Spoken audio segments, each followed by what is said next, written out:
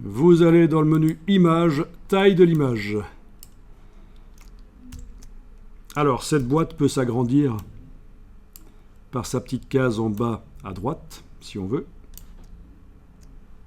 Et on va même pouvoir zoomer sur l'image avec les choses qui se trouvent là en bas. D'accord? Ça, vous ne l'aviez pas encore vu que cette boîte pouvait s'agrandir. Alors, vous avez rééchantillonnage qui est enclenché.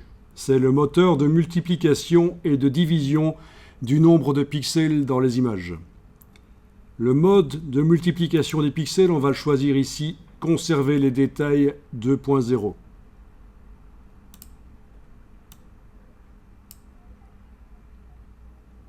Pour l'instant, l'image a toujours 408 pixels sur 615. On est vraiment dans un cas extrême, mais c'est pour la démonstration. C'est vraiment une image pourrie, quoi, pour le dire clairement. Alors ici, à la place de centimètres, vous allez mettre pourcent. Qu'est-ce qui se passe si on met 400%? Vous avez une image qui est passée à 1600 sur 2400. On va essayer 500. Voilà, 2040 sur 3075, ok. Bien.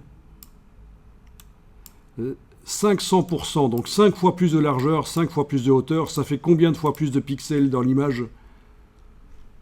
25 fois. Ben oui. Si on multiplie par 5 la largeur et par 5 la hauteur, on multiplie par 25 la surface. Il y a 25 fois plus de pixels dans l'image. D'ailleurs, la taille informatique est à peu près 25 fois supérieure à ce qu'elle était avant.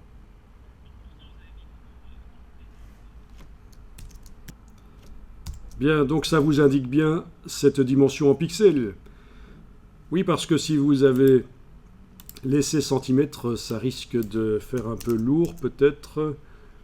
Oui, c'est ça, si vous laissez des centimètres à la place de pourcent, vous obtenez une image de 14 000 pixels sur 21 000, ce qui est monstrueux. Voilà, donc évitez ça. On était bien en pourcent. 500, 500.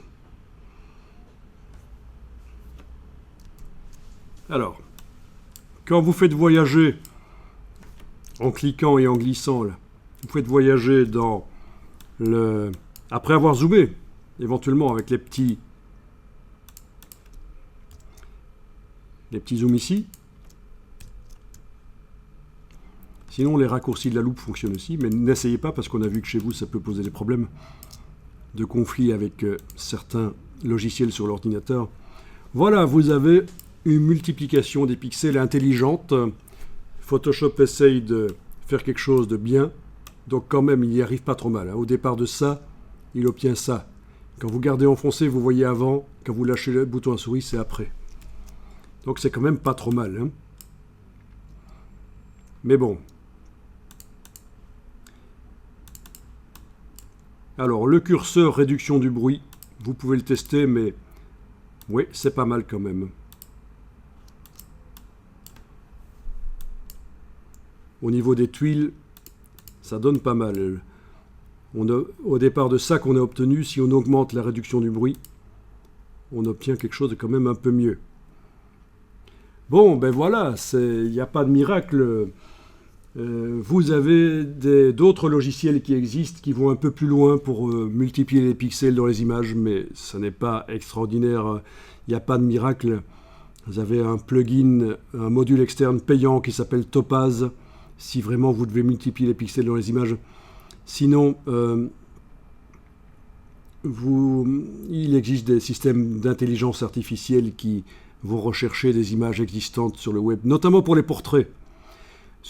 Avec une base de données immense de visages, ça remplace les bouches, les yeux, par des bouches et des yeux qui ressemblent très fort, et puis ça donne l'impression qu'on a multiplié, qu'on a amélioré la netteté de l'image, mais en réalité, c'est pas vraiment la même personne, vous voyez ce que je veux dire. Je pourrais vous montrer des exemples. C'est l'intelligence artificielle avec des bases de données immenses. On a un portrait flou, on augmente, ça devient net, mais est-ce que c'est vraiment la personne qui était photographiée pas certain qu'elle avait exactement ce nez-là, ces yeux-là. Enfin bon, c'est pas mal. Alors, je vais cliquer sur OK, et voilà. Les pixels se multiplient, je zoome en arrière, voilà la version plus nette de la photo. Et donc, dans cette version plus nette, non plus, pas vraiment plus nette, avec plus de pixels, c'est ça que je voulais dire, plus précise. Dans cette version plus précise avec plus de pixels, 25 fois plus de pixels, si je déplace maintenant le cheval, le groupe, il est probable que je ne devrais pas le réduire, ou si je dois le réduire, ce ne sera pas de beaucoup. Donc la perte ne sera pas aussi énorme que tout à l'heure. Voilà, il paraît quand même grand, même mis le plus bas possible dans le décor, sans le mettre contre le bord inférieur de l'image, parce que ça c'est pourri comme mise en scène évidemment, ce genre de choses. Non, il faut quand même qu'il soit dans le décor. Bon, là vous pouvez faire une transformation manuelle et tenter, sans enfoncer la touche majuscule, de le réduire à une taille acceptable. Comme indiqué, la marionnette est désactivée pendant leur dimensionnement et c'est pour ça qu'on a parfois des choses bizarres qui apparaissent. Hein. Mais dès qu'on clique sur le petit V, elle se réenclenche. Et voilà, c'est nickel. Et donc voilà, au niveau de la précision, il n'y a pas trop de problème, on n'a pas eu énormément de pertes. Ok. Donc très important ce qu'on vient de voir là. Au lieu de réduire un élément dans un décor, parce que voilà.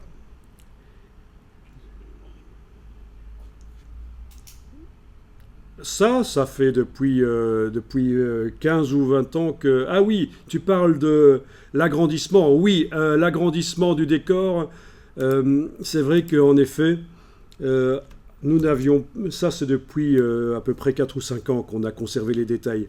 Avant, on avait bicubique plus lisse agrandissement. Ça, dans même les vieilles versions de Photoshop, ça marche. C'est pas plus mal, oui. C'est moins bien, oui. Voilà. Mais il y avait des astuces. On pouvait agrandir par palier de 5% en 5%, et finalement, on obtenait quand même quelque chose de très bien. Donc, oui, bien sûr, vous pouvez amener un sujet dans un décor et le redimensionner. Mais il faut savoir qu'on perd de la netteté. J'ai vu souvent des gens passer un temps fou à faire des sélections propres et des choses fines comme on a fait. Et puis finalement, c'est tout pixelisé à la fin parce qu'ils n'ont pas compris que le décor est le maillon faible de leur création. Voilà. Donc on a intérêt à faire ça. Même si au final, l'image sera plus petite. Ah oui, rien n'empêche de redimensionner l'image pour la montrer sur une page web, mais il vaut toujours mieux faire comme ça. Travailler avec les images, sans devoir réduire. On ne sait jamais. Parce qu'une fois que le nombre de pixels est réduit, il est réduit, quoi.